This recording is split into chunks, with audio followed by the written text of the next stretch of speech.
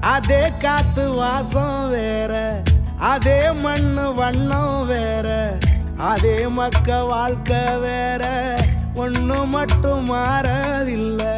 மத்த நாட்டு சுவையெல்லாமே ஒத்த வேலை உடைய போல, சுத்தமான நம்மூர் சுவையோ ஆத்தா தந்த உசுர போல.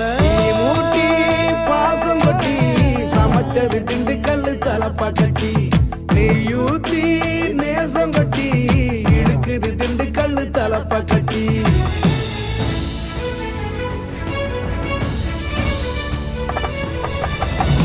மூட்டி பாசம் கொட்டி சமைச்சது திண்டுக்கல்லு தலப்பா கட்டி, நெய்யூத்தி நேசம் கொட்டி படைச்சது திண்டுக்கல்லு தலப்பா கட்டி.